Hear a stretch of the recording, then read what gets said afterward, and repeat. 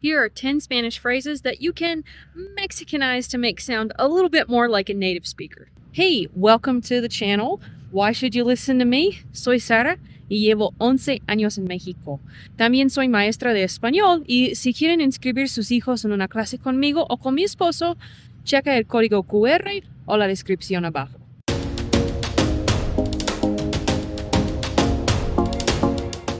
In this video today, we're going to talk about 10 phrases in Spanish that aren't bad, but that you could change to make a sound a little bit more common, a little bit more Mexican. Before we get started, I just want to have a little note for the trolls out there. First of all, if you're a person of Mexican descent, Mexican yourself, Mexican heritage, motivated from a place of love and kindness in your heart, wanting to help out an immigrant to improve her Spanish, help me out in the comments below. Always welcome. If you're a hateful troll Chicano keyboard warrior who, for some weird reason, just wants to vent your hatred toward an immigrant in Mexico, here's a few notes for you. First of all, welcome to the motherland. Second, set the keyboard down because no nos importa.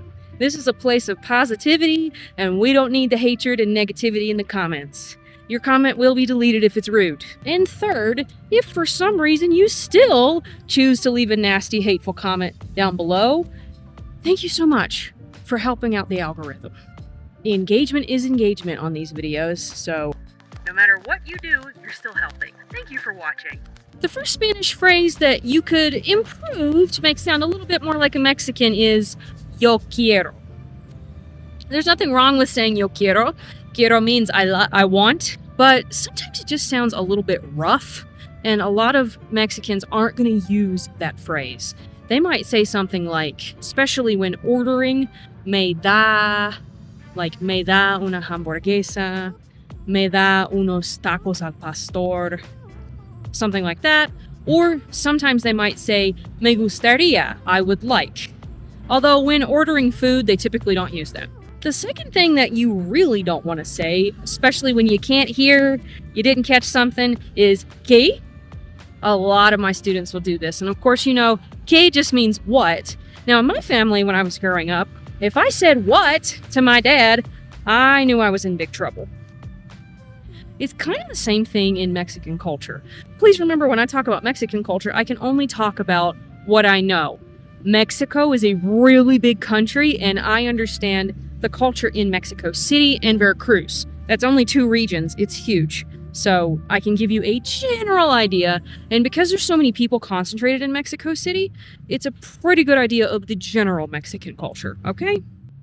So when you didn't hear something, you want them to repeat it. Instead of saying ¿qué?, you could say mande or ¿cómo?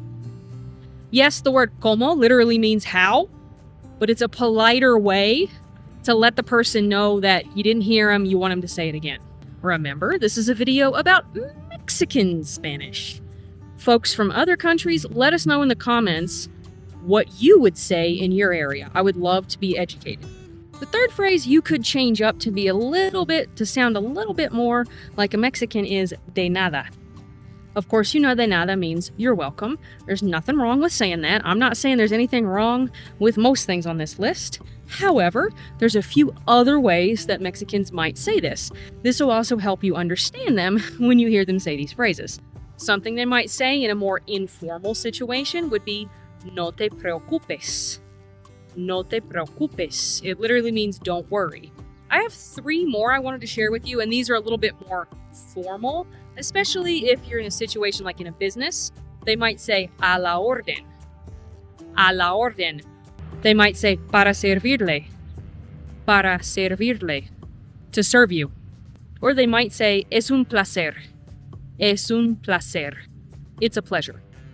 I'm walking around here at the park. I'm struggling a little bit to figure out where to stand. Excuse me. Because usually I would just walk around the track, but they're still repairing it. I guess I should be happy about that. But I can't walk around most of the track today. So, I know the lighting is not really perfect here. The sun's like right in my eyeballs, but I'm doing my best. As a quick reminder, if you have kids, grandkids, nieces and nephews that you want to sign up for Spanish classes with me or my husband, check out the QR code or the description below. The fourth Spanish phrase that you could tweak to make it sound a little bit more natural like a Mexican is no me gusta. To be honest with you, I almost never hear a local say no me gusta. It means I don't like something, right? But at least folks here in Mexico City, they don't really like to be so direct with a negative emotion.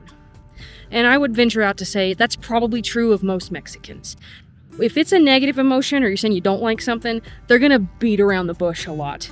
If you directly say I don't like it, it sounds really kind of harsh. So if you want to say that you don't like something, but in a softer way so as not to frighten your fellow friends who are Mexican, you could say no me llama la atención. And it would be good for you to actually say that with me. This is kind of like a mini Spanish class, right? No me llama la atención. And then if you want to say specifically what it is that you don't really like, you could put it after. So let me give you a quick example. You might say, no me llama la atención el inglés. I don't really like English. If that was true of you. Or if it's like a food, you can change it a little bit. Here's some of the grammar that goes behind it. I don't really like onion rings. That's a plural thing, right? So I'm going to put an N on the end of llama now. I'm going to say, no me llaman la atención los aros de cebolla. That's a nice way to say I don't really like onion rings. Okay? The next Spanish word that you could tweak to make it sound more Mexican is cuidado. You can use cuidado. Actually, locals also use that word. That means careful or be careful. But they'll also say aguas. I know, aguas actually means waters. And the first time that someone said this to me, I was really confused. And I was looking around for like a busted water pipe or something. But it actually, for some reason, means be careful. If you're Mexican and you know why we use aguas in Mexico to mean be careful, comment below. Please help us out. The next Spanish word that you could change to make it sound more natural like a Mexican is realmente. And I'm talking about this realmente really used in like an expression, like really? I don't mean changing it like saying, oh, that's really pretty. You can use realmente in that one if you want to. Although there's some other grammatical ways to make that better. But if you want to use it like an exclamation, like really, you could say a poco. A poco, like that. The words individually translate to too little or too little bit, in other words, but it's a commonly used expression in Mexico to show surprise. The next Spanish phrase you could tweak to make sound a little bit more Mexican is está difícil. Está difícil, or depending on the nature of the sentence, you might say es difícil, it's difficult. Nothing wrong with the word difícil. That's fine. You can use that. But remember, we're spicing it up to make it more conversational Spanish, right? You might hear a Mexican say, está cañón. Literally means it's canyon. But it's a way to say it's difficult. Here's another Spanish phrase you could tweak to make sound more conversational. Instead of saying, mucho tiempo sin verte, it's been a long time without seeing you, you might choose to say, qué milagro. Que milagro. Que milagro literally means, what a miracle. You can probably understand the context of this one. Well, it's a miracle we're finally seeing you again.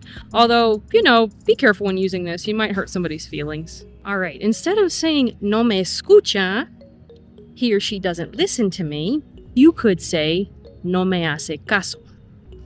No me hace caso. I know it sounds a little bit weird because hace caso, it sounds almost like makes case. So you're like, what? But a lot of times, local people here in Mexico City will use that phrase to talk about someone that's kind of just not heeding what you're saying. Like if you have a kid that doesn't follow your instructions, no te hace caso. Another phrase that you could tweak in Spanish to make it sound more Mexican is okay. A lot of people in Mexico use okay all the time. But you could also say sale. It looks like the word sail, but it's pronounced sale. Thank you for joining me today on this walk. I hope you learned something. If I missed anything, comment below and let me know. Sign your kids up for a Spanish class, and I'll see you in the next one. Nos vemos.